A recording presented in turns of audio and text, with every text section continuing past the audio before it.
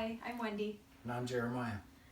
Today we wanted to get a little more real with you and give you some of our history so that you understand where we're coming from on this channel and what we're trying to help you with.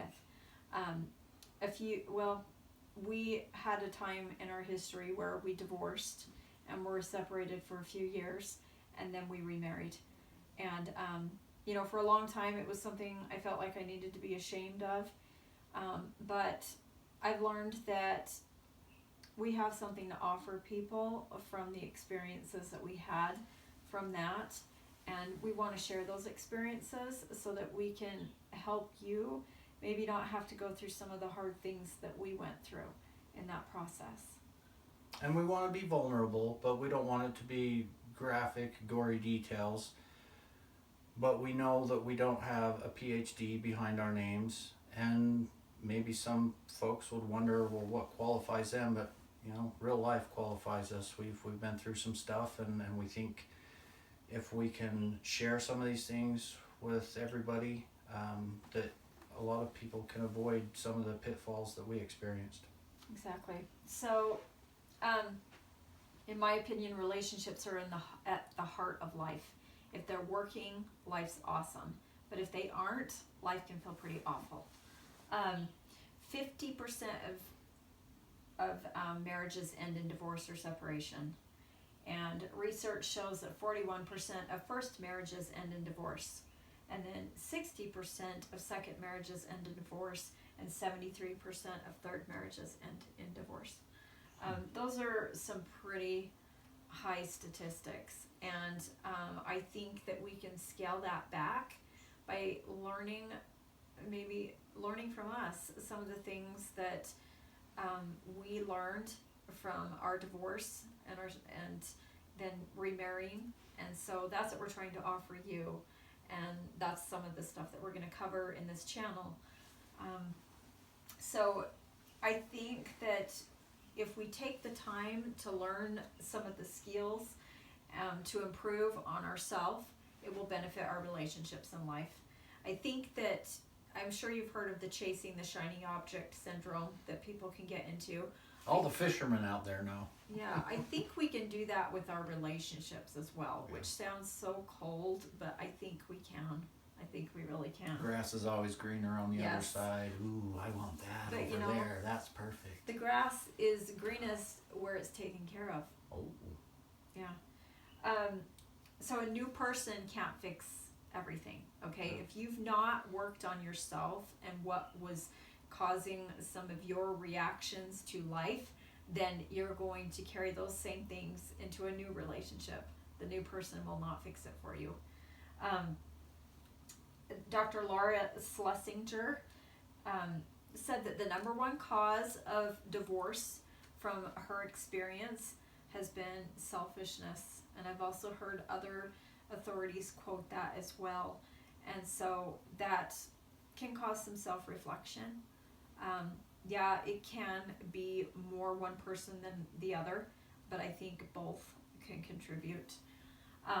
Now, we're not minimizing the fact that there are some marriages and relationships that do need to be left. We understand that, and there are some that do need to be. But could some be saved? I really believe that some could be saved, and all benefit from us improving on ourselves. Yeah. I like to live happily rather than barely surviving, and we need to really forgive. Like when we have said, when the person has said they're sorry, and we say that we forgive them, truly let it go, because it will hold you back. It'll keep coming up if you haven't truly forgiven. And if I can interrupt, going back to the selfishness thing, doing acts of service for each other is so huge. It builds love, it builds appreciation, it squashes resentments and anger. I was listening on the radio the other day when Dr. Laura said that, and she went through all the typical stuff that we think. What's the number one cause for divorce? Finances. Nope. And she went through all these things, and it was selfishness. And she suggested, that when we get home, even if we're tired, even if traffic was bad, even if the kids were crazy, that we give our significant other a hug, that we offer to give them a back rub, just some act of service that just makes the love just blossom. So the other thing, whatever you're focused on in the other person is what's going to grow and expand, especially in your mind. So focus on the positive, so that the positive can grow and that person can develop and become more the person that you want them to be. Because everybody has positives and everybody has negatives. So it's up to you what you choose to focus on. Absolutely.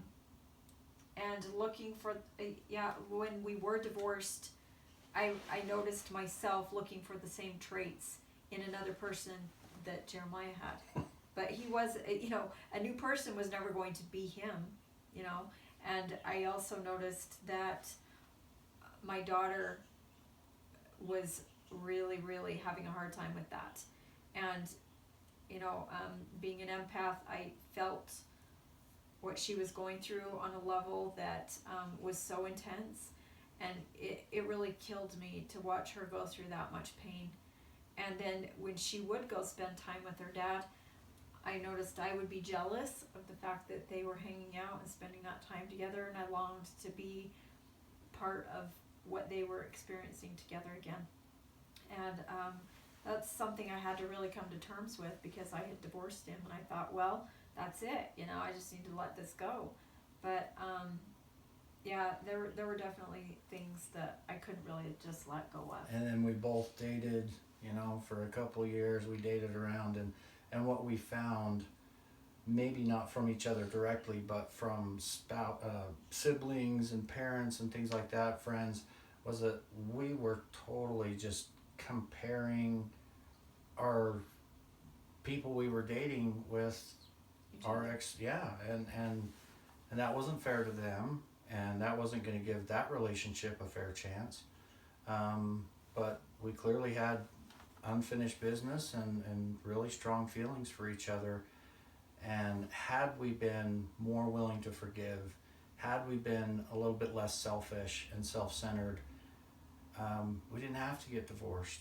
And we knew that if we made a few changes, and it was never going to be easy, but if we made a few changes and we already understood that we meant so much to each other, that we really did still love each other, that we could give it another shot, and we have, and it's been many years now, and we're glad we did. And I believe we also expect perfectionism, which isn't possible. And so let's not get into that. We live in this culture where we throw things away really easily.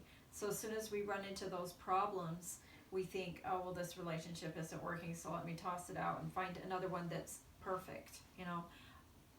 It comes from struggle and from challenge and growth. And sacrifice. We don't just, if you see a relationship out there that looks beautiful, they have worked to achieve that. And that's going to be an essential ingredient to any relationship that we ever have that's worth having, is the work's been put in. And they were patient with themselves and the other person. With themselves and the other person. Yes, absolutely. So, the instant gratification without the work, it just is not going to create the relationship that we want. Because relationships do take work, but they are worth it.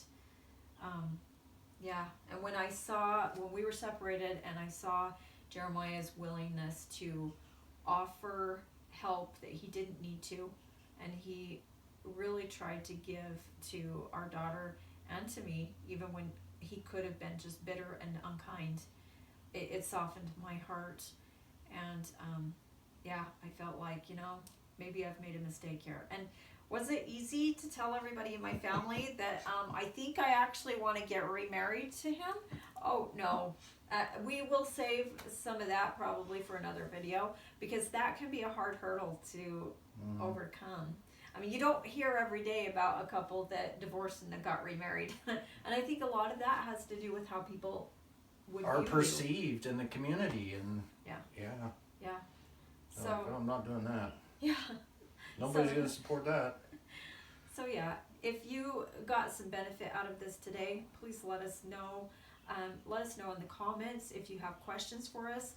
You know, if there's something we can help you with, if you're trying to go through a time in your life where you're not sure if you married the wrong person or not, because that certainly was something that went through our heads, especially when we did divorce. And we would love to help you with anything that we're able to. And we appreciate you stopping by today. Subscribe so you don't miss any of our videos, because we're going to keep giving you awesome content that can help you on your journey in life. And thanks for watching. Thank you.